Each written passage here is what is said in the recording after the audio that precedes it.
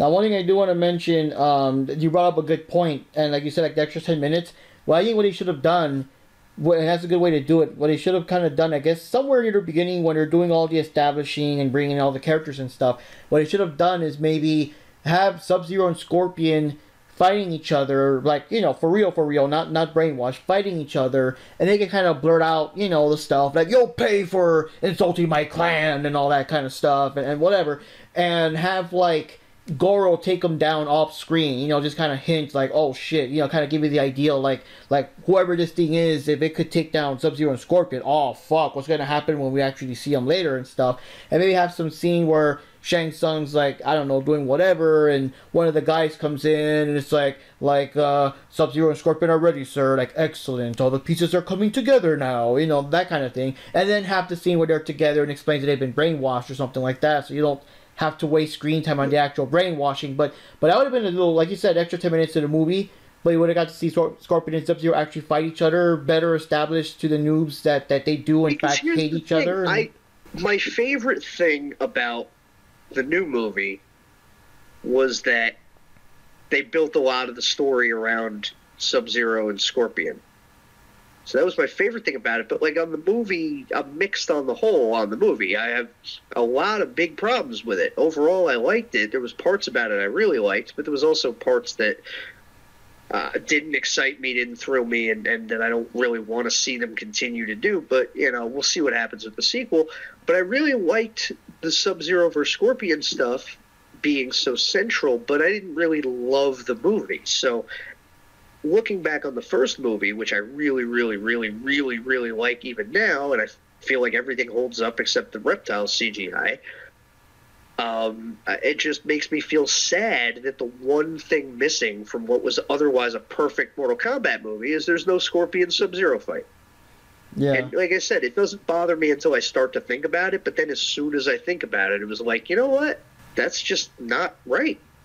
It's just not right, because we've seen it since, yeah, but we've seen it in lesser forms than what it would have been in that. It would have made that movie perfect instead of almost perfect.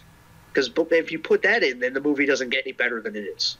Because it's already really close. I mean, the only thing missing is obviously real fatalities, which we know some of our friends, we don't need to name names, but you know who I'm talking about, Mark.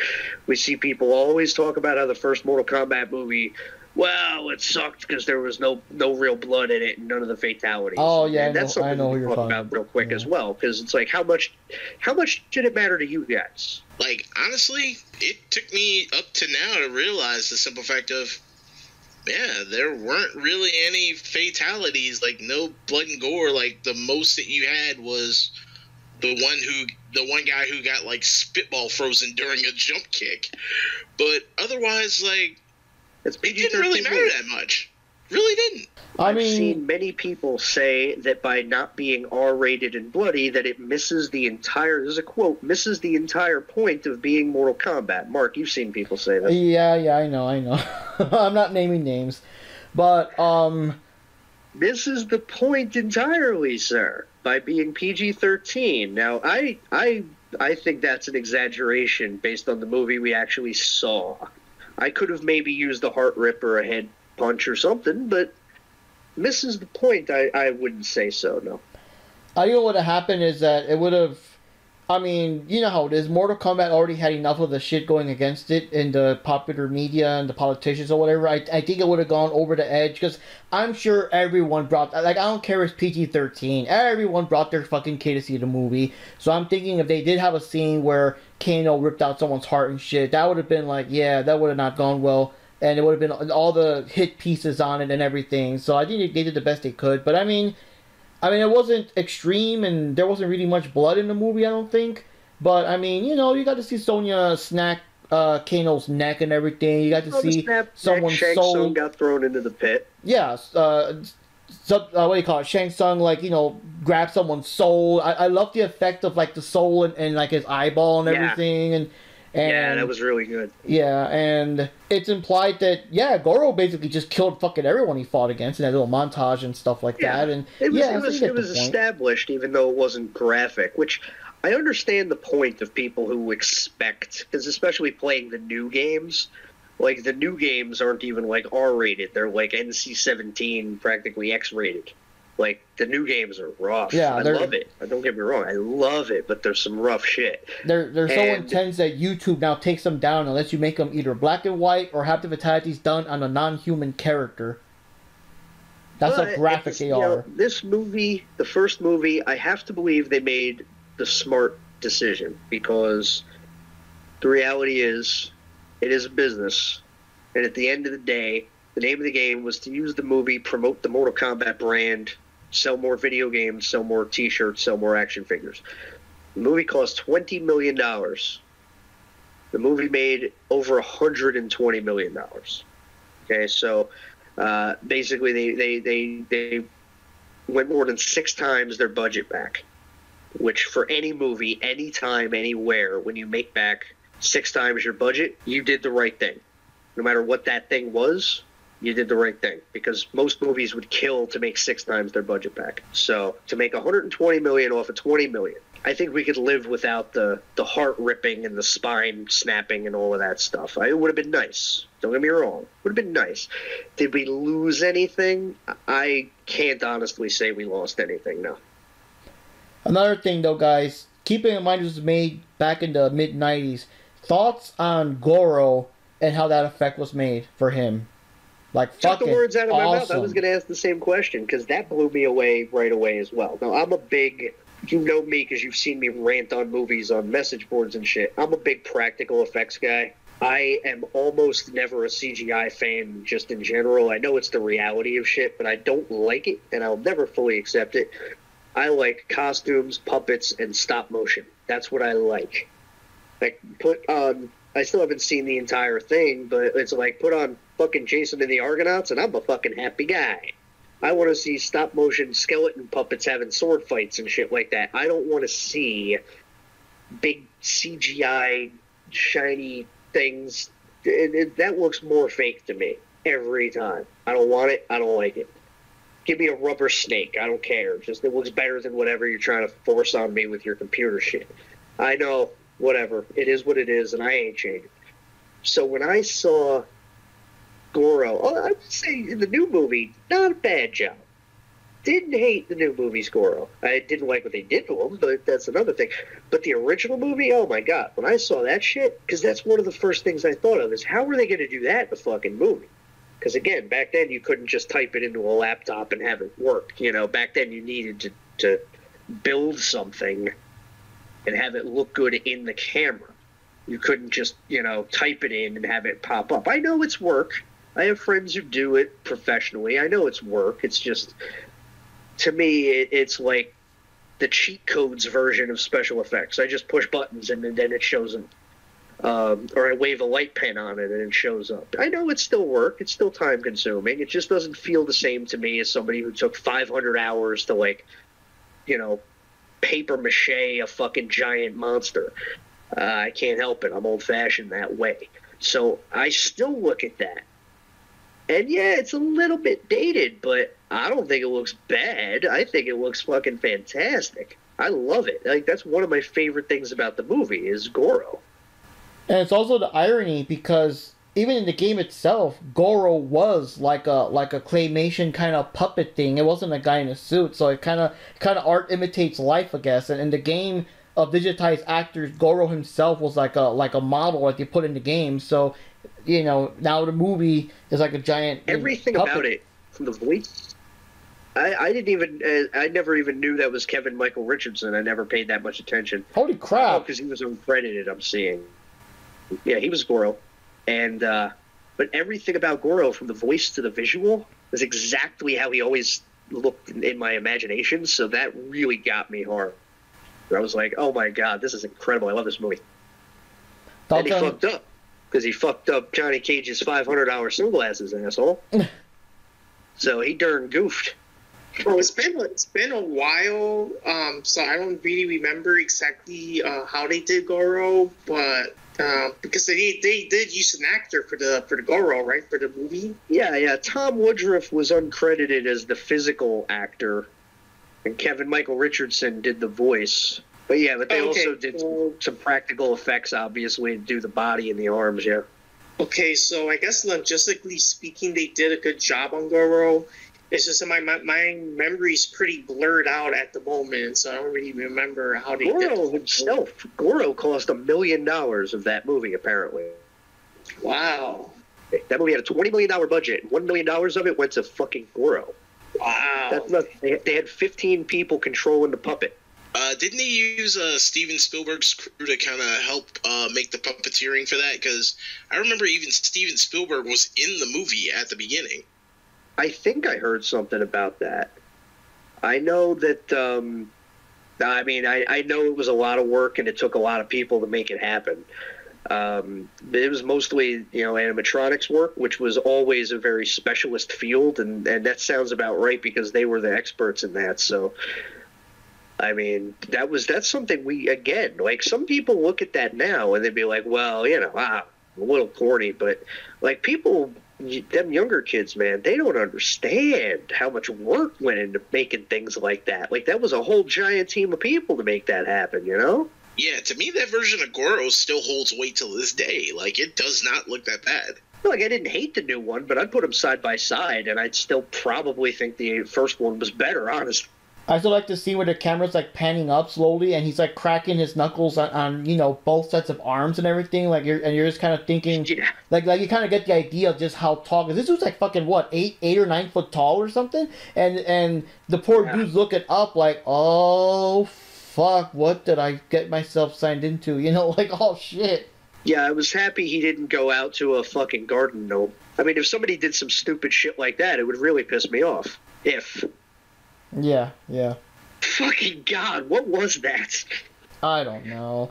It's just... Like I said, I got mixed feelings about the new one. The new one, I liked it, but holy shit. I mean, by now it's been out long enough, so it's hardly spoilers, but I just hate it. Like, I mean, it reeks of that Resident Evil movie series with that made-up Alice girl, So she's a made-up character. Yeah. They give her all these powers and shit. In the games, like, I don't play them, but I watch people play them. I'm not good at those kind of games. But the whole thing with Resident Evil, you got guys like, what the fuck is that? The Tyrant and them chasing you down, and you gotta do whatever you can because you're a regular... I don't know shit about Resident Evil either. Okay, but basically the hunter's like this giant-ass monster and shit, and you as a regular human have to like outsmart it, outwit it, hide, do all kinds of shit, get weapons, whatever you can, because that thing, if he gets you, you're fucking dead, you know what I mean? But here in the movie, you got fucking Alice just beating the shit out of them, hand-to-hand combat, because of course she can, she's super powered or whatever the fuck, and that's the same thing here. Goro's this giant-ass four-armed monster that even the first movie kind of showed that, Johnny Cage had to come up with a plan. It's not someone you could just beat up realistically with martial arts or something. He's not a regular human character. And then you got fucking, I forgot his stupid name, the OC character from the new movie, just whoop his ass in hand-to-hand combat with shitty-ass Aquaman armor and crap. And I'm like, no. Cole, yeah, that was just, I mean, much could be said, but ultimately that was just, it was a creative mistake, and it was the worst part of the movie. And it really didn't need to be that way. You could change him into Johnny Cage or any character, really. Any of the human characters. You could just as easily be Jax or anybody. Like, you could still tell almost the same story and do almost the exact same movie without it being somebody they just made up. Like, there was no point to that. And it didn't come off well. And it's just, it was a mistake. I'll never change my mind on it. Hell, even if they wanted to, they could have made it weird to where, like, all these make it so, like, the Lin Kuei still exists to this day, and then there's been murders surrounding the Lin Kuei, and then you've got Cole being blamed for it. It's like, well, why is he being blamed? And then you realize, okay, yeah, his ancestor's Scorpion, but he possesses him and makes him do this type of stuff. So you could have even pulled something like that and got away with it, but the new character, the Black Hole Cole, as I'm calling him, I can't do it. I just can't. I mean, and I know what they're going to do with all the other characters that died. They're going to go with they're going to jump into the whole Revenant ordeal, which I get that, but still, man, that's just ridiculous. The thing is, like... Yeah, real quick, what I want to go back to, because I'm also reading stuff while we're talking, it was like, I now, in retrospect, because we were pretty hard on the reptile fight in the original movie, but circumstances, I'm finding out, played a little bit of a part in that. Some context to it, just to clarify. So apparently that wasn't originally even going to be in the movie, but there was some focus groups they did with a really early rough cut, and the focus groups weren't really thrilled with the fight scenes. They thought there weren't enough of them, and there was also some comments about, oh, you could put Reptile in this. So they figured that would be their way to get another fight scene into the movie, but they had to do it really quickly. So they filmed the fight scene on a set at the Van Nuys airport, and it was done really quick. And they had no idea what the final special effect for Reptile was going to look like. So they kind of had to do it on the fly, like literally just do the whole thing, make it up as they went along, and then stick it onto the movie as it was. So looking at it in that lens, it still could have been better, but I am a little bit more sympathetic to it because the reality is it was a patch on. I didn't know that, and that's, I think, is an honest testament to how good, maybe not seamless, but it comes off rather well under the constraints they were under. So like I didn't know it was a patch job. I can see it now, but I feel a little bit bad having been quite as harsh, knowing that it was a last minute thing. Anyway, that mitigates it to a point. Yeah, from my understanding, that scene was actually done almost like after the filming got done wrapping up. It was late. It was a late addition. Sometimes these things happen. Like, one of my favorite movies of all time is still Masters of the Universe, and I'll fucking punch anybody in the dick and mouth if they try to fight me. But at the end of the movie, they literally had the lights turned off because they were over budget, and the set they were shooting on, they ran out of time, they ran out of money, and somebody came in and killed the set lights. So they had one spotlight that they were able to shine on Dolph Lundgren and Frank Langella during the final sword fight scene. And as a kid, it's something I always noticed but never understood. And there's a part where they're in the middle of the sword fight, and all of a sudden everything cuts out except for this one spotlight. And honestly, for my opinion, it makes the movie, it makes the scene look better because it's got this weird, creepy atmosphere to it now, because it's like it fucks with your head. Like, why is this happening?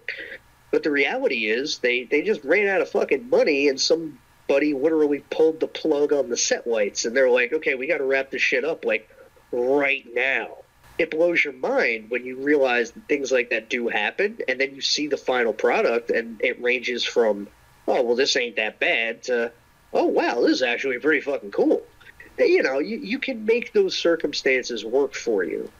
Like I said, the fact that, from my estimation, I only found out right now that scene was a patch job, I think to me speaks to the fact that, okay, yeah, they could have done better, but they certainly could have done worse. That's true. That plus the actor that played Reptile actually plays Sub-Zero in the second movie. Oh, I love when people do shit like that. Like the guy who played Blade in Masters of the Universe was in the Skeletor costume whenever he's fighting He-Man. Oh, interesting. Yeah. I love movie trivia. It's so great. I'm such a fucking nerd. One thing we didn't talk about yet was specific favorite characters, because I know we all got them. If we go by the whether it's your storyline favorite or the one that you like playing as, just anything, like, let's say top three. Let's say top three favorite characters just in general for any reason. Do we just do like the first game or all of them or something? Because I think the first game only had like about 7 characters. Just like, I mean, we could stick to the first one. Yeah, that's fine. I think my favorites were Scorpion. So say 2 then. If 3 is too hard, I don't know. Yeah, we'll do 3. So my 3 favorites were Sub-Zero, because that was unique too. That's another thing about the game. It had very unique specials that didn't come out in other games. Again, other games were just ripping off the fireballs, the uppercuts, or the multi-punch or multi-kick thing, But Sub-Zero fucking freezes your ass. Like, you're stuck until he hits you or until, the thing wears off. And you can even be jump kicking. Fucking dude freezes you in fucking midair. My friend was even laughing like, dude, you're fucking like in midair and shit. Mid jump kick and you're frozen. It's so fucking badass. You know what I mean? And of course, you score a free hit. So yeah, I'd get Sub-Zero,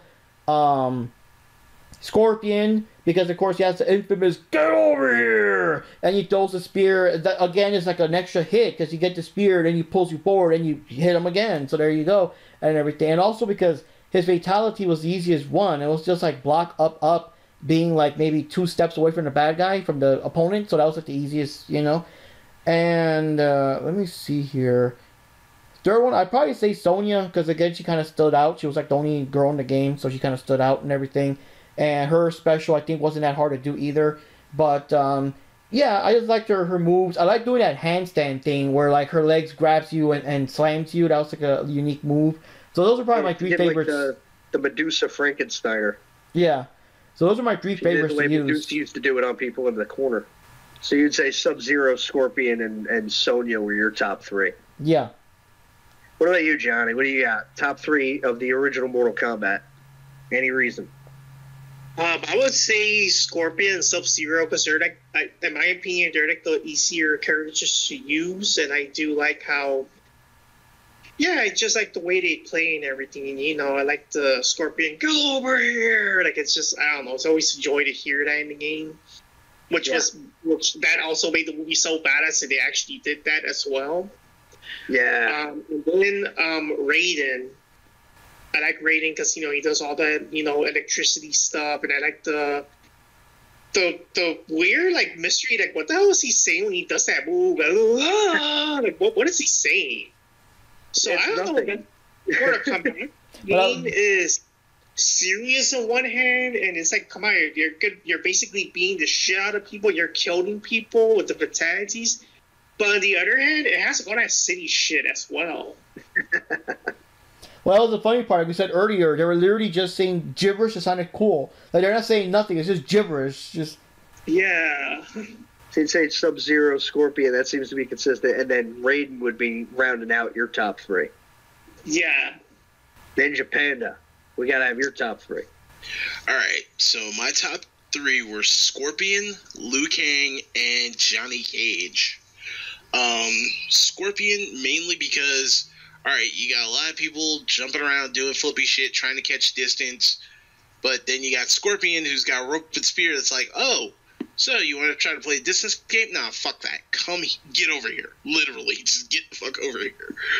And then you have Liu Kang who, you know, between his fireballs and his flying jump kick, you can kind of zone in on characters a little bit quicker, get a closer distance to them, you know, get in their face, but in the same time, if you want to kind of stand back and just kind of fireball them, you can still do that.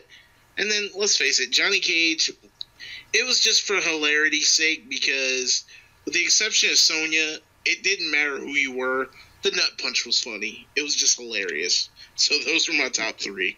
But, Ricky, maybe you can help me on this. I think there was a bit of retconning in Scorpion's backstory because, if I remember originally, there wasn't a Shirai Ryu clan in the beginning of Mortal Kombat. Like, Scorpion used to be a member of the Lin Kuei, and Sub-Zero got sent to kill him, and he came back with the yellow colors just as an insult towards the Lin Kuei.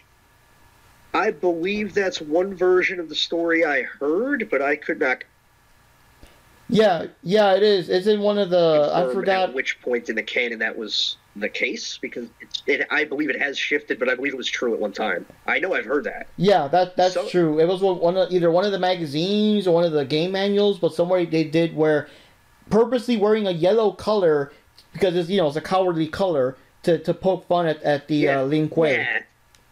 A buddy of mine who was a huge fanatic of martial arts, and especially like he did martial arts and he was a big Mortal Kombat fan. He told me almost word for word exactly that same story at one point. So they might have changed it later on, but I remember that having been spoken of. Definitely, yeah. Yeah, I think they retconned it after they made Cyrax and Sector because Cyrax was yellow, but he was also part of the Lin Kuei. So it was like, well, how does that make sense if literally Cyrax is a yellow version of a Lin Kuei character? So it seemed like they retconned it, but I was just trying to make sure. No, but that is true. Originally, there was no Shirai Ryu clan. It was just Lin Kuei, and he was like mocking him. But yeah, it was like early lore, kind of like the whole Raiden was just a god, but not the Earth Realm Protector crap. It's like all this all this extra stuff that got refined as the games went on, and then all that extra shit where now like Quan Chi was somehow involved in this shit. Wasn't he the one that revived Scorpion now instead of like, I don't know, it was too complicated. Well, like now. I said, when you're playing them, it all makes a lot more sense. But it's like Metal Gear Solid. Like, I did a marathon run of the entire Metal Gear series back in summer 2018 through early 2019. So I spent like 6 months playing all the fucking Metal Gear games. I swear to God, it all makes sense when you're in it. But, like, that was 3-4 years ago. So, like, don't ask me to tell you about it now. And to somebody outside of it who's never seen any of it, but only bits and pieces, I'm sure it sounds like nonsense. And Mortal Kombat's later day mythology is a little bit like that, too. It's like, I swear to you it makes sense, but don't ask me to explain it right now. I can't. You just gotta fucking play it or watch the videos on YouTube and figure it out, because I swear it does make sense, but it did get a little complicated. Oh, what were your top 3? Well, first, I wanted to say that what I liked about Panda's answer specifically was that he really went into mechanically, you know, because when I said any reason for top 3, like, you know, because we have different reasons. It could be because they feel good playing them, or it could just be like the look of them, or it could just be any number of reasons, like, you know, you like the spear better than the ice ball, or whatever. And I liked how he went into the gameplay reasons as to why they, it was just very interesting. I like hearing that kind of stuff about people who play fighting games, because again, I'm not an expert on any of that by any means. I play them, but only against the computer, because I can beat just about any of them against the computer, but I'm not what I would say good. Like, I think even a fucking below average fighting game player could probably beat me 2 out of 3 times. I'm you know, I don't claim to be anything special. I just fuck with them for fun, and I can beat most of the ones I play. I think some of the Street Fighters are the only ones that have ever given me serious trouble, actually, but. Yeah, so when I hear people who play a lot more fighting games than I do talk about the mechanics of why they play their main or favorite, it really fascinates me, because I'm not that deeply into that scene. So I have my favorites like everybody else does. Like when I played 2009 Mortal Kombat recently, I played the whole roster, A to the Z, Baba. I played everybody to get those achievements and all that. And, you know, just getting a good feel for all the different characters and seeing how they differ from each other. It's a really good, like, I really love that about the series. Like, there's a lot of characters in that game, and there's obviously some similarities, but they're all pretty unique in their own way, and I love that. They really worked hard to develop. So, yeah, like I said, I like hearing people explain the mechanics of why they like to play their main and so forth. For me, my 3 favorites from the beginning were Sub-Zero was always number 1, and as Johnny touched on and a lot of people have said, he's famously very easy for new players to pick up and play. By this point, when Mortal Kombat came out, the only other fighting game I had ever played was Street Fighter 2, and I wasn't very good at it. I could win sometimes, but not consistently. I just, you know, I couldn't really hack it back then. I'm better now, but back then, you know, I had 50 cents to spend trying to get good at a video game. And once that 50 cents was gone, that's as good as I was going to get. So, didn't get to be too good at the Street Fighter 2. But I could pick up Sub-Zero and I could win, because he had those moves that were maybe just a little bit cheap. Ice ball, leg sweep in the corner, over and over and over again. But, you know, you do what you got to do to get by. And I could get by. I could beat the game with Sub-Zero. That was the first time I could say I could beat a fighting game. Like, I could figure it out in a half an hour, just give me Sub-Zero. So he was my first guy that I mained, so to speak. Because, like you guys said, he's easy for you to just, if you have to, while you're figuring out the other controls, you could just freeze a guy and figure out what you're doing. So it made it very easy for somebody like me who doesn't know what they're doing to come in and fake it until they can figure it out. Number 2 was definitely Scorpion, because even though at the time he wasn't the face of the franchise, we all kind of felt like he was going to be, because he was the only one with a catchphrase. That was a big deal. And people loved the spear. He's also very easy for new players to pick up because of that, because that's a good gap closer, and it shuts people down when they're trying to be cheap and stay away from you or jump out of the way. Like, you know, not just range, but timing of it. Like, it was a hard move to avoid if you were just trying to jump over it, because if you jumped like up and backwards, you'd still get hit with the fucking thing. So you had to be careful that you just jumped straight up or whatever. So, you know, it just made it, again, if you were a neophyte, you could jump in with Scorpion and do pretty good. The teleport punches and shit like that, you know. And what I love about these characters, all of them, as well, is how fleshed out they became in the later games. Because playing them now, when they have 10 times as many special moves and stuff, but you still see the DNA of the original games. They're really cool. But so, yeah, so Scorpion would be second. Like you guys said, those two are the easiest ones for newbies to pick up and play. And my third would also be Raiden, just really because it's just a cool character, and I like the mythology behind the character. As a kid, I would have said Sonya was my number 3 for obvious reasons. She's hot, so that would have been all it needed. But I was never great with her, and like I said, I like Raiden's story. It really gives a dimension to that character. So he bumped him ahead of her slightly on my list. Those would be my top 3. It would be Sub-Zero, Scorpion, and Raiden. But Sonya, depending on what she's wearing, she might share top 3 or occasionally borrow top 3 for maybe an hour. Oh God! I did notice there was a little bit of an Easter egg gag in the new Mortal Kombat movie. Where, all right, you know how, like, in the regular Mortal Kombat game, you can usually defeat somebody by low tripping them to death. If you look at the fight between Kano and Liu Kang, that's literally where that running gag was. Like, Liu Kang did nothing but just low trip him to death, and then he's like, "Oh, are you gonna stop with that?" He fakes him and he just uppercuts him. Oh God! Yeah, that was some good inside booking they did there. I got to admit, I do love stuff like that. I really do. So anyways, to kind of bring it to a close here and there, kind of get into the actual game real quick. Of course, it's a one-on-one fighting game. So after you defeat the usual, the other players and stuff, now they have mirror matches where you got to fight 2 opponents at the same time. Like, during, not the same time, but during one round. So if you beat Kano and your life is like down to a couple of hits, well, now here comes Sub-Zero and you got to somehow take him down. Any thoughts on those mirror matches? I did kind of a way to do it because... Oh, that was a big adjustment. That freaked me out at first because I could barely win against one guy. So then they would throw a second one at me, and at the time I'd be like, how do they expect anybody to do this? This is punishing. But, they can figure it out. You get over the shock of it at first. Like, wait a minute. There's 2 of them and 1 of me. That ain't fair. Yeah, I think it was a way to get around the fact that it was like, so few characters. Because back then they didn't have, like, where you could fight your own twin, like in those early fighting games. You didn't have like the thing where you fight yourself or whatever. So it's like you only got 7 guys. So that means you're only fighting 6 guys. So I guess the mirror match was a way to kind of pad it out a little. Yeah, you did what you could back then.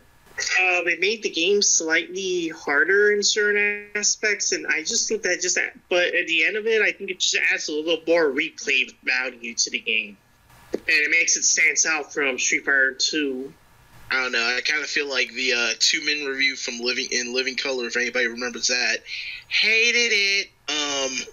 Long story short, like, for some reason, my main 2 characters that I always have trouble fighting were Kano and Sub-Zero, and I'll be damned if those were the last 2 guys that I'd always have to go up against before I went up against Goro or Shang Tsung with that mirror match. I couldn't stand it. It's like it knew me. It's like it read my mind, and it's like, oh, okay, well, we've randomized all these other guys, but we're gonna give you Sub-Zero and Kano, and you're gonna deal with it. It's like, oh, Jesus. Yeah, I remember Kano used to give me a little trouble too.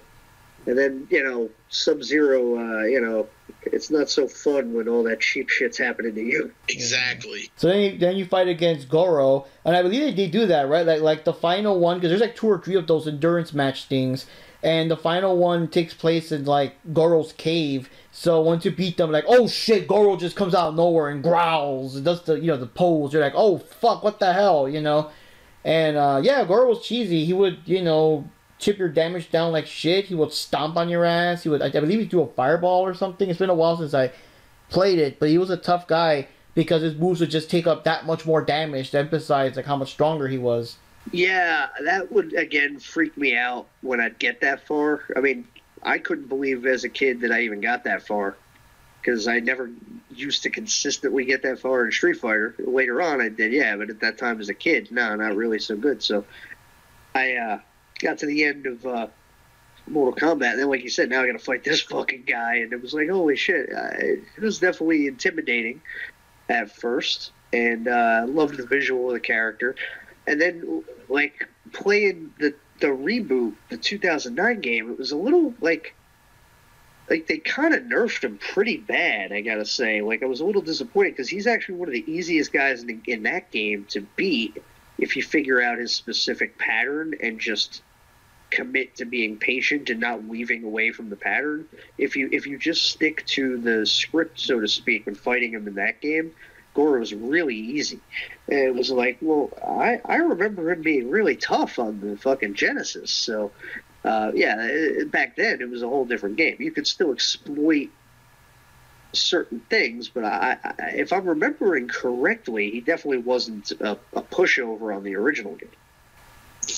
Goro was a very tough bad guy to beat. Well, at least, in retrospect, but yeah, it was a big deal, and he was very cheesy, and yeah, he takes off, any attack he does takes off a lot of damage. It was weird even having like a real boss fight character like that in a fighting game anyway, because Street Fighter 2, they had the boss characters, Balrog and M. Bison and everything, but at the same time, they were still just like, they were guys. They were kind of souped up, but they were regular guys. And then you're playing Mortal Kombat, and all of a sudden this friggin' beast man with 4 arms jumps out, starts coming at you. It's like, well, this is a boss fight character. That was a game changer in and of itself, was just the whole existence of Goro as a thing. It's like, what the fuck is this? Yeah, Goro literally was a beast. Like, I remember when I finally got to him and seeing him in motion, I'm like, oh my god, I gotta really fight this thing? This is ridiculous. And the funny part about it, like, he didn't have like a block animation, so if you throw like a kick at him, he'd just like literally tank it, and you just watch your character just like in midair, just kind of like stunned, and then he just grabs you and proceeds to just beat you insanely. Even your blocks didn't even really help. Screw chip damage, it was just full on damage when he hit you, even if he blocked it. And like low tripping him, yeah, not possible. That thing was a monster among men, literally, in that game. Yeah. I mean, what I thought was a little weird from a booking standpoint, even as a child, before I knew what booking was, but I was like, I thought it was strange that you go immediately from fighting this half man, half dragon, 4-armed Colossus to then you fight somebody's grandpa immediately after that. And oh god, it's like our main event, Lex Luger versus Barry Windham for the WCW title in a steel cage match. And after that, Rick Steiner versus Paulie Dangerously in a steel cage. It's like, so I'm going to fight Goro and then I'm going to fight somebody's fucking grandpa. Really? That's how it came off. I get that he eats souls and everything. He's still, like... It was weird to me. I don't know if it was weird to anybody else. Like, but not knowing anything about Shang Tsung, I just thought, as a kid, okay, I thought Goro should have been the last guy, because now I'm just fighting somebody's fucking, Boca Raton grandpa doing kung fu. Yeah. That was weird, though, because all he did, he would, well, first of all, he kind of stood out because he was floating. Now that we're getting to Shang Tsung, he throws like non-stop fucking fireballs at your ass, which are screaming skulls of death. And then of course he transforms into like the other fighters, which again in Ninja Panda's case he'll probably transform into Sub-Zero and Kano on purpose just to fuck with them. That he did. It was cool though seeing a character just literally morph into other characters, because we'd seen characters that had mirror movesets like Ryu and Ken, right? We'd seen that, but like we never saw somebody just become the other characters and then you got to fight them with all their skills and all that. I was like, wow, that kept you on your toes, man. We got to give credit where it's due for that. You're fighting the whole roster at once now. That is a hell of an idea for a boss fight. To me, the optics were just wrong, having it be, this old dude. because that didn't necessarily feel like a final boss visually. I mean, it's cool knowing what I know, about the character. I'm just saying, when I was 10, that's what I thought. Yeah, I mean, that's the kind of feel they wanted to give you. Like, you get to the last guy, and it's like, huh, this is just some old guy. I could probably jump kick him once, and it'll be game over. And then once he finally lets loose on you, that's when you... It's literally like that meme, like, your face pauses, and it's like, it's at that moment he knew he fucked up. That's literally what they were going for. But see, I actually always had a harder time fighting Goro than him. That's the other reason why I felt at the time, like, obviously Shang Tsung needs to be the guy, but at the time, to me, it felt more like Goro, because I always thought Goro at the time was harder for me to beat. But that could have just been the intricacies of gameplay style or whatever. I like the build-up because, like I said, you actually see him in the background of certain stages, like watching you fight and stuff, before you actually fight the dude himself. That was a kind of cool idea. Well, I mean, adding him to the background actually added more punch to the story lore. Like, even in part 2, when they said, like, okay, Sonya and Kano aren't in the game because they got kidnapped, it's like, oh, well, we don't get to see that. But then when you get to play the game, if you look on the background, they're chained up next to Shao Kahn. So it's like, okay, you get to see that. That adds a little bit more flavor to the story as far as that goes. Yeah, I thought the whole Shang Tsung thing was very interesting. Just the fact that he mirrors into the other characters of the game, and I don't think many fighting games were doing that back then either. So again, this is the testament of time that proves that Mortal Kombat, pretty much stands on its own. They have done a lot of things that other games haven't done back in the day, And yeah, it's I don't know, it's pretty good. It's tough. I think he's a tough boss to beat as well. Shang Tsung reminded me of that guy Hoyt Carlo from Super Punch-Out, the Super Nintendo one. Like, he's like 80-year-old Chinese guy with. Oh, the old guy with the cane? He's like this tiny little dude, and he's like this insanely hard. Yes, he's this tiny little 100-pound 80-year-old Chinese guy, and he beats your fucking ass with that cane, and he does kung fu kicks and just murders you. That's the other guy I think of when I think of Shang Tsung, because it's like, holy shit, can I stop getting fucking beat up by senior citizens, man? I just want to ride the bus. Either that or like Lo Pan. I think between Raiden and Shang Tsung, they got their fun out of Big Trouble in Little China. Well, inspiration can come from anywhere.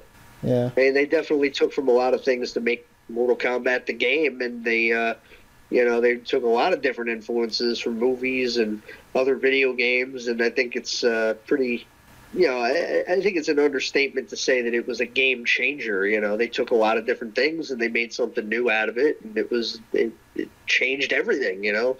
It's still out there, it's still a brand that matters, and it's still one of the more popular. Every time they do one, man, they do a huge business on it. So I don't know if anybody knew it'd be as big as it became. I think a lot of people, that's another thing, real quick before we wrap up. I mean, just to talk about the impact of it, did anybody think Mortal Kombat as a thing would end up going on to be as big as it is? That 30 years later it would still be a big deal? Like, I don't think I expected that, to be perfectly honest. I definitely didn't, and this is proof that we're kind of getting old here. It's bad when even your favorite video game characters have offspring, and they're actually in the game. Yeah, that was a thing. The thing was with Mortal Kombat is, once Mortal Kombat left the actors and they were trying to go into 3D, but it was still that era where 3D was really crappy. Like I'm not sure how good or fun Mortal Kombat 4 is, but like the graphics are just fucking terrible at that point. I was kind of thinking like, yeah, if this shit keeps going, they're gonna probably this might be the end of Mortal Kombat, but obviously it endured somehow and it's still here now. But wow, So I think 4 was the only one that really kind of felt, to some people, maybe like a clumsy one, because you don't really hear people talk much about 4, because that was the one where they didn't do anything digitized and they used polygons for the first time, and it was, I think looking back, I think it's actually all right, but at the time, I know a lot of people said it just felt too different, and that it was a bit of a clunky game too, if I recall, but that was the only one I feel really stood out as maybe a little bit with all that, and maybe that was a period between that and Mortal Kombat Mythology Sub-Zero, and the second movie being a piece of shit, and all those things happening. That period, this would have been like around 97, 98. I did think at that time, maybe we're circling the drain here on Mortal Kombat. I kind of figured it was going away at that point. But then Deadly Alliance came out, and to me, that was like, okay, everything's going to be fine. Yeah, that's the same way I felt about it, especially after Mortal Kombat 4.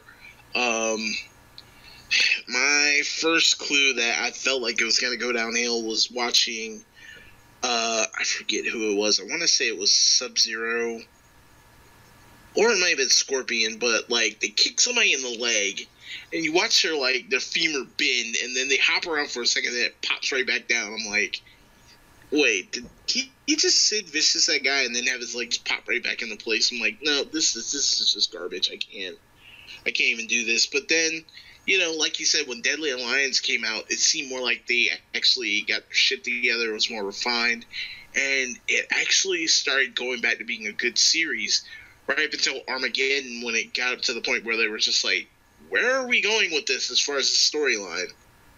Got a little bloated. I mean, I loved that game you were able to play as almost every character they ever had. Like, I mean, I can't help it. I won't lie. I'm a huge mark for that shit, for that kind of shit, you know? Like, just any excuse to do it, I was going to be forgiving of. But, yeah, the story by that point was getting a little bloated and meandering, yeah. I mean, in your very next game, the whole point of the plot is time travel retcon. You kind of know you shit the bed. But, I mean, up to that point, it was getting really good. I think they just kind of wrote themselves into a corner where they couldn't do anything but what they did, as clumsy as that was. Yeah, it's true, but when they got into the time travel, they actually did it in kind of a decent way, and they fixed their way out of it. Yeah, I liked it. I didn't expect to like it as much as I did. I'm usually against that kind of thing, is what it is. But, like, they managed to keep me invested the whole way through. I thought they did some interesting things with it. Like I told you before, when my wife was playing it, I was dipping in and out, and it was like, oh, time travel retcons, piece of shit. But, you know, it was not the smoothest, but it worked. It worked for me. I had no huge issues with it. It was some things I would have maybe done a little differently, but I appreciated what they did. I really do. And it's a great game. Beyond that, it's a lot of fun. And, you know, it's definitely one of the ones that I go back to a lot. Yeah, really, you know, it's like, I don't hate the new ones. I think the new ones are really good. I love how they respect, it's a series that respects its history, and furthermore, it respects the fans and their knowledge of and commitment to that history, because they're always trying to keep get new people in, but they're always doing things to see if the older fans are paying attention, where if you are, it's like, oh, I see what you did there. And that's one of the things I love about it. Yeah, so honestly, in my opinion, I'm actually surprised Mortal Kombat really lasted this long. And despite its few, I would say, trips and falls with the Mortal Kombat 4, and, you know, people getting used to the idea that they're no longer using digital actors, you know, graphics, that they're going to do the whole, I don't know, animated / polygonish type graphics. I think at the end of it all, it's still, once they found the perfect formula, you know, with the newer, you know, graphic style, I think that it worked out to their favor, you know. And even though I'm personally not a big fan of the super extremely gory fatalities they're doing nowadays, I still think that, you know, controversy sells, and I think that Mortal Kombat always was meant to be controversial. You know, fatalities, let's face it, that's what really makes them stand out compared to any other fighting game out there, and, you know, that's their side of their controversy to sell. So just the fact that they're still able to cash into that's pretty awesome, I'd say. So this is the last thing to kind of wrap it up, guys. You guys mentioned earlier about the music that really stood out. And yeah, I liked it because the overall music all had like a common theme, you know. It wasn't just random tunes, because again, Street Fighter was like all over the world, so every music had like a Russian beat, a Chinese beat, a Japanese beat, whatever. Here it all took place on Shang Tsung's island, so all the music kind of follows that kind of, Chinese martial arts tournament, but also like a creepy foreboding, this is a fight to the death. We're not, doing fun and games here. It's not till you knock the other guy out, it's to the death and all that stuff. And yeah, it just plays the whole thing straight. So it has pretty awesome music. Really goes with the atmosphere. Not just the music of the game, but we talked about, I'm feeling like an asshole right now because we talked about the movie forever, and we didn't say 2 words about the soundtrack to the movie. Guys, we have to really, as quickly as we can, we have to talk about the soundtrack to the first movie. We have to. Yeah, oh my it's God, amazing. that soundtrack was incredible. Raise your hand if it changed your life. Because I was Hand raised. Hand raised. I was not, I have not specifically necessarily been an industrial metal electronica type of guy, but I don't know what the fuck it is. But the first time I heard Juke Joint Jezebel by KMFDM, it blew my fucking mind apart. And it's, to this day, maybe one of my top 5 favorite songs of all time. Maybe. Depends what day you ask me. There's days when it's my favorite of all time. Ironically, they hate that song. The band, KMFDM, they think it's their worst one. They purposely left it off their greatest hits album because they hate it. They want to be catty like that, but holy shit, man, that song specifically, when I used to play Final Fantasy VII back in high school, I loved the music in that game, but I played so many hours of it that I started getting bored of the music, so I started putting on the Mortal Kombat movie soundtrack instead. And so Juke Joint Jezebel was my boss fight music. I'd go in there to be fighting whoever in Final Fantasy VII, and I would just crank that shit. And it was just like, holy shit. But I mean, there was so much shit on there. Fucking, even Tracy Lords had a fucking song on there. And it wasn't even bad, But you had Fear Factory, Typo, Negative, dude, Blood and Fire. Blood and fucking Fire. I mean, just, oh, God. Fucking amazing. I don't even know who half the fucking bands are still. I don't know, but I know the songs from like the first 2 notes, and it's like, Jesus Christ, that's fucking Turn the Knife Slowly, or that's fucking Blood and Fire, or whatever. What You've Seen, all that shit. Like, just wow. And then I fucking bought I hated the second movie, but I bought the soundtrack to the second movie just because it was more of the shit it was on the soundtrack to the first movie. Like, I just wanted to hear more of these bands that I had never really been exposed to before. I mean, and that's the power of a great soundtrack. But holy shit, Mortal Kombat movie soundtrack, top 10 of all time. Easily. Yeah, it's funny you bring up Juke Joint Jezebel because at the time I was taking martial arts, and we were in Taekwondo class. I remember Saturday was always our sparring class, and we'd come in 10 a.m. We're just like tired as hell from the night before or whatever.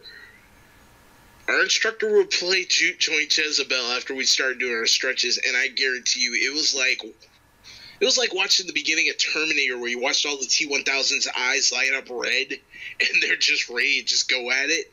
Oh, dude, it was on for like a good almost 2 hours. It was supposed to be a 1-hour class, but we'd start sparring after they played that, and it would just go buck wild in there. Like, I freaking love that soundtrack. I wouldn't doubt if I even knew that guy, because when I was doing, when I was working at the gyms as a trainer and I was doing group fitness classes, I used to have a sample mix of just a lot of pump-up stuff. I had, like, Kurt Angle's TNA theme music on there with the rap, by trademark. I had that on there. I had No Easy Way Out from fucking Rocky IV soundtrack. I had a lot of stuff on there. But I definitely had Juke Joint Jezebel on there. And, remember, I'm training people. I'm training these, like, 40, 50-year-old, IT techs and their wives, this class is just full of middle-aged people, It's upbeat music. I'm trying to keep them going. And this song would come on, and, everybody work a little harder. And it was always awesome. It was like my personal rib on everybody, just because it was like, I love this song, so you're going to deal with it whether or not you like it. But then I would have these 40, 50-year-old ladies coming up to me asking me, what's that song and who does that song, because I'm having a party and I want to have that song on. And it's like, it tickles me to think that it's some, soccer mom's daughter's birthday party or something. Somebody's blasting Show Me One More Upturned Knife. I love it. I love it that I was able to contribute to the zeitgeist in that fashion. But I mean, it just goes to show you how that song will change a life. And that's what that record did. It's like I like metal. I literally like all kinds of music, except Yoko Ono, and you could probably find a song at least that I didn't hate. But so I was never big into the industrial metal, but holy shit, that song and that soundtrack, like I would just listen to that shit on a loop for fucking hours and hours and hours. Or I had like I had a CD changer with a lot of discs you could put in. At one point I had a 50 disc changer, and I used to put on like the 3 records, because they did 3. They did the Mortal Kombat movie soundtrack, they did Mortal Kombat More Combat, which had nothing to do with the movie soundtrack, it was just more of the same shit, and then they had the Annihilation soundtrack, where I defy anybody to find me like a weirder ratio from like bad movie to great soundtrack, because the movie's a piece of shit, soundtrack's still pretty good. You had that remix of Almost Honest by Megadeth, and that was their first kind of dance with industrial metal that they carried on to the Risk album later on. So, but yeah, man, yeah, I'm still not huge into industrial metal, but I still keep up with KMFDM, and I always like Typo Negative and all that kind of stuff. I mean, that stayed with me forever. Oh, and we almost forgot about the Mortal Kombat cassette that came out after the video game. Oh boy. Ooh. If I ever hear the Chinese Ninja Warriors song again, I am going to slap the hell out of somebody.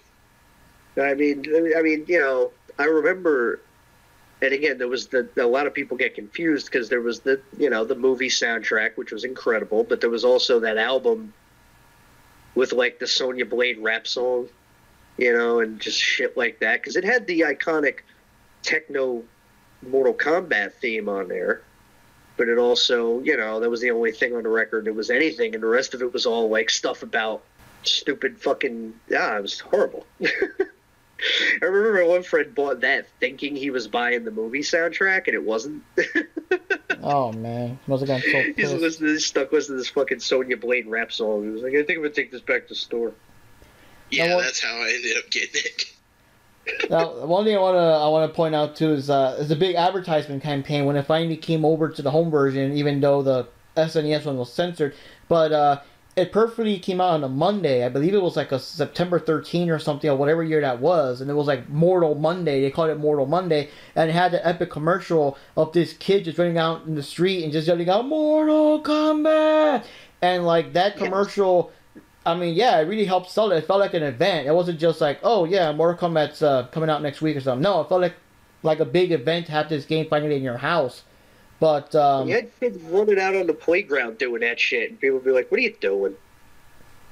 I had that scene whenever my brother and I reviewed the Mortal Kombat game in our old show, the Video Game Master show. I did that scene where I'm in the apartment yelling out Mortal Kombat, whatever, and then like I'm outside this guy's house that of course he gave me permission to do that, to just be like Mortal Kombat, and dude, come on, dude, I'm trying to sleep here, what the fuck, kind of thing.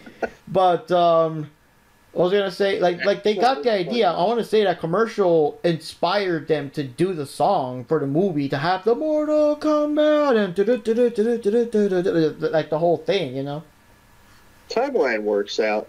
It's amazing how iconic that song became, considering the fact it wasn't in the games at that particular point in time, and actually had nothing really to do with them. Yeah, exactly. But that's one of the first things you think about, is that techno remix. That movie was so awesome. Even with like the Tobias himself making the Scorpion voices and everything, like. Yeah, I was amazed how deeply involved he was in that, because I thought he was just a penciler for the artwork, but it's like he was a deep co-creator and had a lot to do with the story and just all of it, like, and then being involved, like what you said, it's, they put a lot of work into this thing. It wasn't a huge group of people either. I mean, like, it was a pretty tight-knit group, and they were really, laboring on this thing to try to make it stand out and make it impactful, and they certainly did that. I don't think... That's why I kind of asked if we thought as 10-year-old kids, or however old we were, if this franchise was going to stick around forever, because there was a time when it seemed like it might, and then there was a time when it seemed like it definitely would not. Yeah. But I don't think... I don't think anybody, even the people who made the fucking thing, I don't think they ever expected that it would become what it became and is now. Like, I don't see how anybody could have predicted that. like, you could make a case for it being a little bit more relevant than Street Fighter at any various points in time, including right now. Because, like, did a Street Fighter movie come out last year? I don't think so. Yeah. So it's like, you know, these are things you talk about. Yeah, and it's funny because, like, if you look at the actual CGI, the live action staff, it's 7 characters. Well, technically 8 if you count Shang Tsung, spanned over only 4 people because you had Ho Sun Pak, both of the Pazina brothers, Richard DeVizio, and I think her name was Malecki. Carrie Hoskins. No, that was for part 2 and 3. Elizabeth Malecki did Sonya for part 1. Yeah, that's right. And I guess cameos in part 2, you know, because she was chained up in the background. But when it came time to bring her back in part 3, then it was like someone else. It was Carrie Hoskins. Yeah, and the Pazina brothers played Johnny Cage, Scorpion, Sub-Zero, and Raiden. And Richard DeVizio played Kano and I think Shang Tsung. Wasn't the brothers, was it like Daniel and Carlos Pacino? Or I think one of them was Daniel Pacino. Was the other one? Daniel and Carlos Pazina. Oh, okay. Which is actually funny because I ran back and because a friend of mine was telling me about it and he's like, dude, go back and look at Ninja Turtles 2. And I went back to Ninja Turtles 2 and I went and I looked, and in the fight scene where Kino is trying to get into the Foot Clan, one of the Foot members is holding the clipboard, watching him whip everybody's ass, is Danny Pazina, and Carlos is standing right next to him, and standing just right next to them is Michael Jai White, who's the guy that plays Jax in the online series. What the fuck? I never knew that. Oh yeah, and remember, I'm sure you do, Panda. You remember the Bloodstorm scandal? Yeah, I've seen the commercial. Yeah, with Johnny Cage standing in front of the cover of the game. He got some heat for that. Yeah, that was the advertising for the game, and it's not so bad that was the guy, but he was in full-on Johnny Cage costume, playing the arcade game, suit, promoting another, the competition. It's like It's like a guy in a Superman logo costume taking a shit on the DC logo. Like, if you look at his costume, if you look real close on the Bloodstorm picture, you can see where the advertisement guys literally tried to take a marker and rub out the words Cage off the side of his leg because it was the actual costume from the game. I still have those magazines, too, with the Daniel Pazina, star of Mortal Kombat, has switched to Bloodstorm. Now, my understanding is that's why he got replaced. With the fucking actor plays. Like that's why Johnny Cage got replaced. They had to get a new actor whenever they made Mortal Kombat Trilogy or Ultimate Mortal Kombat Trilogy, whatever the fuck it was called, that they forcibly brought him back because they were trying to do their version of the everyone that's ever been in the game so far kind of thing. And yeah. But also, I believe there was also some shit because Kano and Sonya didn't get paid for their little cameo scenes in Mortal Kombat 2. Even though they weren't playable, they were still in the background. I believe they didn't get paid for those scenes, so they were also kind of pissed. I can definitely see that. Midway did kind of help them out a little bit. Like, I know there was there was a baseball game where it was kind of like NBA Jam where you had like all the weird dynamics and stuff going on. But Kano was actually in it, and even though it was Polygon, they still put DeVizio's name in the credits, and they paid him for that, kind of to make up for MK2. But I don't know what they did for Sonya. Oh, any thoughts on the music, Johnny? I think so. We accidentally cut you off there. Yeah. So I was gonna say that basically the soundtrack pretty much, in its odd way, it kind of sets a tone for the movie, and it's kind of weird because, like the game, like, what we were saying earlier, the game, the music is very dark and gloomy and like that type of music. And in the movie, it's kind of weird how this techno style music, I don't know, in a way it's so worked out. In an odd way, it's so worked out. And then, of course, the very famous Mortal Kombat soundtrack. I mean, every time, the first movie ever gets mentioned, somewhere in my head, I'm still thinking about the Mortal Kombat. Like, it's just a theme, I had a very interesting experience once upon a time at a wrestling show where I kind of saved the day by having the Mortal Kombat movie soundtrack in my car. My wife's car, I should say. Our car. long fucking story, but this was about 10 years ago or so. And my home promotion, they were using a guy in the Mortis costume. Some people didn't like it. I don't know. The guy was a great wrestler. He did a good job. And it was like, well, he's not saying he's Canyon. He's playing the Mortis character. And I don't know. Some people complained a little bit, so they changed the name. But it was fucking Mortis. It was a guy dressed up like Mortis. These things happen in indie wrestling. It happens every fucking day. And some people make a big deal out of it. I kind of don't, depending on the situation. But anyway, so the first time they brought him out, forgot to get the Mortis music. And they were like, oh, crap, what are we going to use for this guy? And there was some concern because, again, you're doing a rip-off gimmick. It's a fake Mortis, and it was on the poster, so people were already kind of snickering. They're like, oh, God, what are we going to do?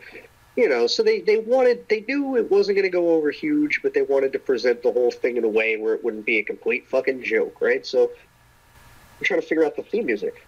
And all of a sudden, I was thinking I had this CD in my car. I was like, they were like asking, did anybody bring music? Because back then, 2012, not everybody did it digitally. A lot of times, you still used CDs at that point.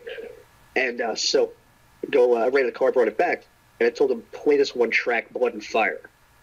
And they're like, okay, let's test it out. And, you know, see if it fits the gimmick or whatever. So they shut the lights off to what it was going to be, and they put the track on, and then you just hear that fucking, the organ or whatever kick in, the doom, doom. It's like, you know, and immediately, like, that's the fucking song. So later that night, you know, they fucking get ready to do a match, and they kill the lights, and they fucking put the spotlight on the entrance curtain, and the fucking place is black except that one thing, and then the fucking eerie organ music kicks in and everything.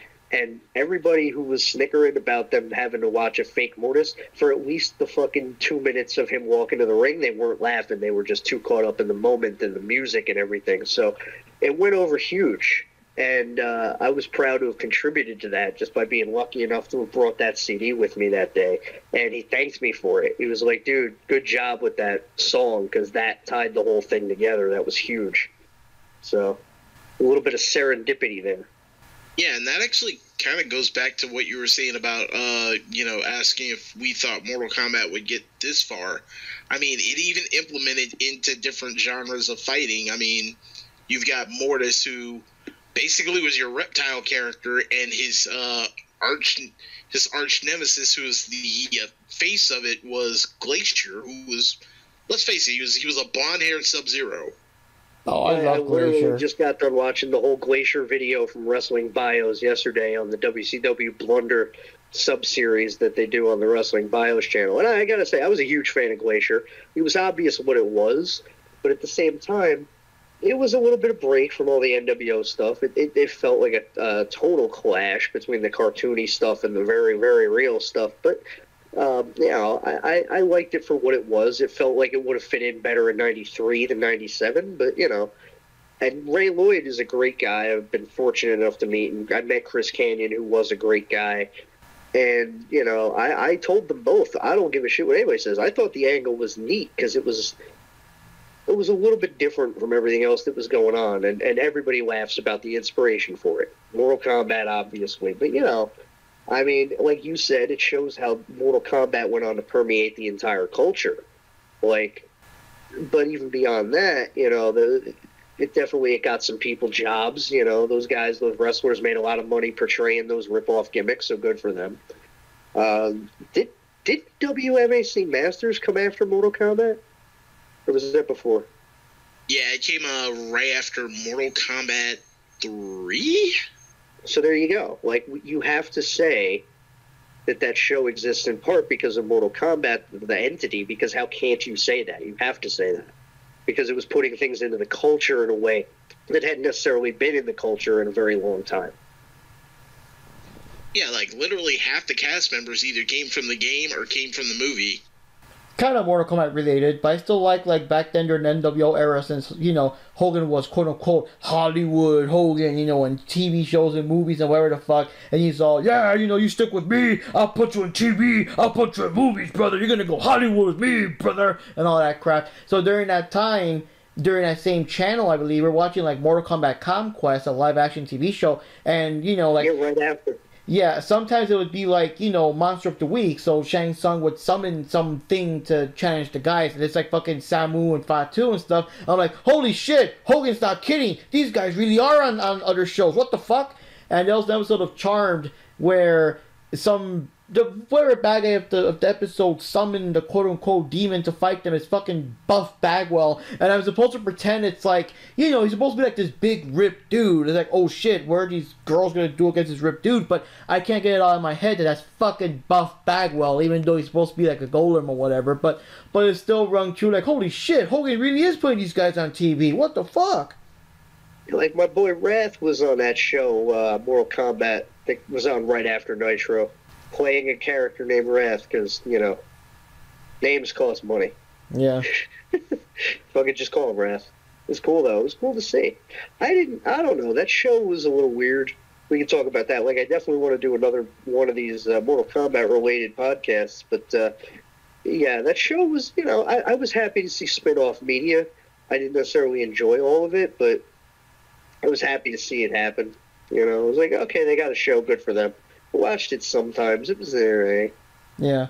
Yeah, we'll get deeper into that one, but I'm going to have to actually watch it, so I'm not, to remember, like, actual episodes. I'm sure it's on YouTube or one of them places somewhere, but when we get into other ones. But, yeah, I think we kind of covered quite a bit today. We went into, like, the mechanics of the game, the characters, the lore, the movies, and even all kinds of shit, to be honest, and everything. So I think we kind of can wrap it up for now. I think we're kind of going on the... Well, at least the unedited version, keep skipping out pauses and Discord battles and stuff. It's almost going 3 hours here, so I think it's a good place to kind of end it there. Any final thoughts, amigos? I mean, you can't short thrift the original Mortal Kombat when these conversations, they have to be allowed to breathe because there's just so much to say. Oh yeah, there is. And sometimes you could even go for 3 or 4 hours, and after a while you kind of think back, after the episode's already up and everything. Which, by the way, guys, we're on Spotify and Amazon and Samsung. And you'll still be thinking, damn, I forgot to mention this, or fuck, why did we bring up that? Like, just so much to talk about. Even if the first game in and of itself is... We're definitely going to have to do another one because it's like we could talk about the second game. We could do one on just the entire series in rough cuts, just briefly going over each of them and how they were. I mean, there's so much to talk about, and that's the thing, that's what I'm looking forward to doing eventually. And, and like I keep saying, it stands to the testament to this kind of series. I'm a neophyte when it comes to fighting games, but this, I have to say, it's one of the most important series to me fundamentally. It's something I came up with. Was never the plan, but did Mortal Kombat affect my life? Absolutely it did. Absolutely. Even as somebody who, if any of you guys played me in a fighting game, you'd probably kick my ass in a heartbeat. But that's not even the point. The point is that this was a franchise that even somebody like me could have fun with, be entertained by, and above all, I'm still paying attention to it 30 years later. There's not a lot of things where I was into at that age that now 30 years later, when I hear they're doing more stuff, it's like I'm pretty much just as into it now as I was then. Like, oh, okay, that's cool, I'm paying attention. I can't say that about everything I liked when I was 10, but I can say that about Mortal Kombat 30 years later. I think that's pretty fucking cool. But yeah, we'll definitely do one on Mortal Kombat 2 / Mortal Kombat Annihilation.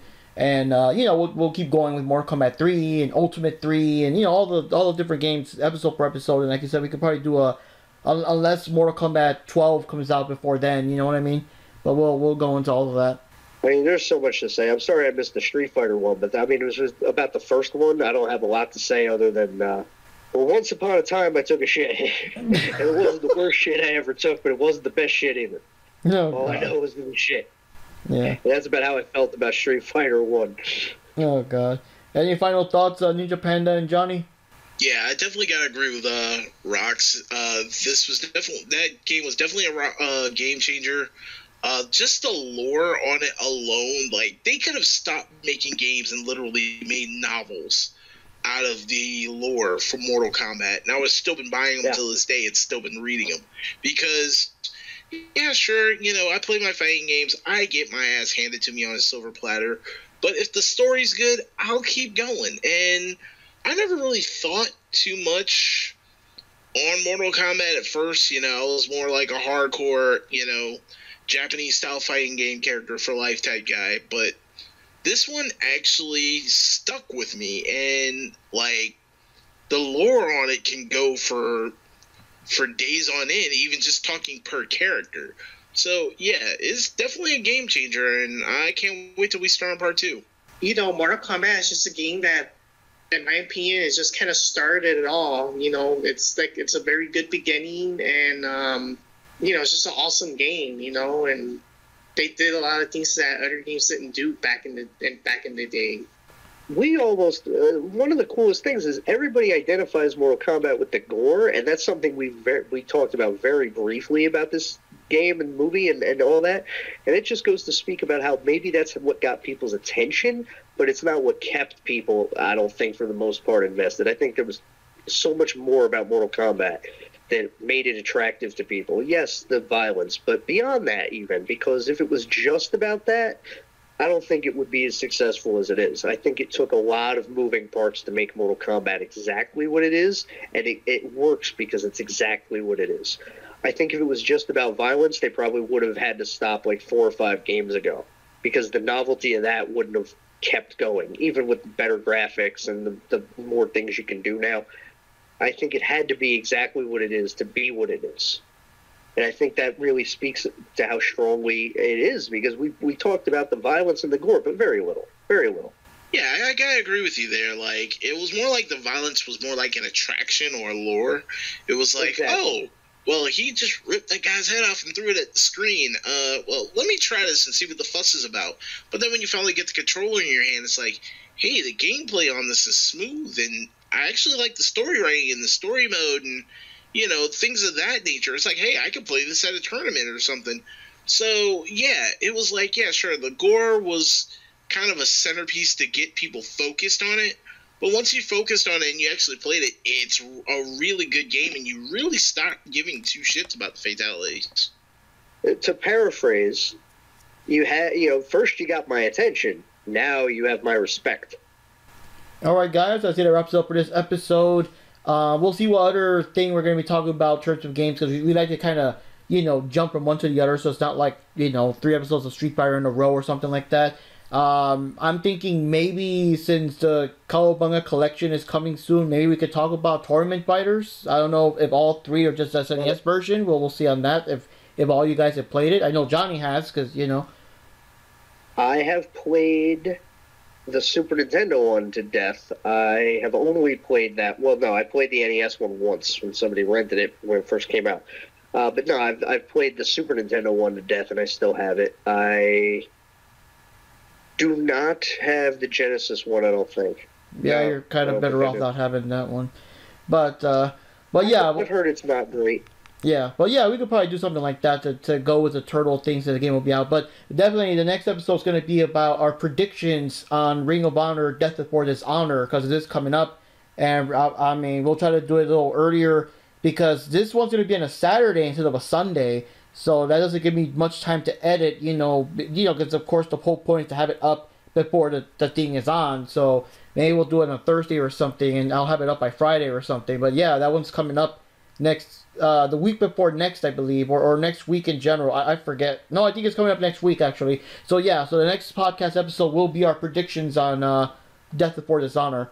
So yeah, so we'll see what happens there, guys. Well, I definitely also, you got me thinking now ahead, because I like the idea when you said about doing the Tournament Fighters one. That's a good one we can do. Because here's a hook for that one. Because I think there's a strong case to be made that the SNES Tournament Fighters might actually be the best Ninja Turtles game objectively. We can talk about that. Yeah. The one thing I'm going to probably say... One thing I'll probably say in the... probably 10 times during that particular episode when we get there, is I think that in an era where everyone was doing their Street Fighter copycats, and I'm talking about like original console games, not copying this arcade or that arcade. I think that Tournament Fighters for the SNES was the best ever original console, not because you're copying it from an arcade, like an original console SNES game of a fighting game that wasn't Street Fighter. I think that's one of the best ones ever. Every other game that might be good kind of sort of doesn't count, because all you're doing is adapting a pre-existing arcade. You might say, hey, Mortal Kombat 2 beats the Turtles. What are you talking about? But yeah, but you're adapting a pre-existing arcade that's already good, But a game like from the ground up, the Turtles game, I still think that's one of the best ones they've made for the SNES. Yeah, I think that the fact it came out late in the console's lifespan, relatively, and at a point where a lot of the heat was already starting to kind of come off fighting games a little bit to go elsewhere. I feel like that game could have been bigger than it ended up being. And also, only the Super Nintendo version was any good, so that kind of hurt the word of mouth a little bit. But yeah, you're definitely right on that, because, again, it was not a port. It was something made directly for consoles, which in and of itself there were not too many fighting games built for consoles that were actually really good. That one was really good. But also, yeah, as far as the many, many, many Street Fighter II clones, that was definitely one of the best, if not the best Street Fighter II clone. And then also, beyond that, there's a strong case to be made, and I don't necessarily agree with it, but I have made the case, and I will make that case when we have the podcast, that it could be the best Ninja Turtles game, period. But that's an opinion. Do I agree with it? It depends what day you ask me, but it's a case I like to make sometimes when I just like to talk. Yeah, we'll get into that in the episodes. We don't go too long on that, but yeah, I think that's a good idea for the next episode. Obviously, once we're done with predictions, and then of course the review of Death Before Dishonor, but we'll definitely touch on that one. So anyways, guys, this is Mark Rodriguez here signing off on the Diving Cutter podcast. Again, we're now on Spotify and Amazon and Samsung Music and everything. Guys, give us a holler. We got New York watching us. Maybe you guys in your particular state can beat that record and get higher on our score. Hopefully, tell your friends, tell your enemies, tell your frenemies about us. And yeah, that's Mark Rodriguez signing off here. Ninja Panda 1980, I'm outie. And this is Johnny Rodriguez. Always pretty cool to be on these podcasts. Thanks for the invite. And it was great to be back, and I'm looking forward to doing a lot more of these, and I'm really grateful. I'm looking forward to hearing some feedback from all you people out there listening. Thanks so much for having me, the God of Thunder, the Lord of Rock and Roll, Rikki Roxx, back here on the podcast. Happy to talk to you guys anytime.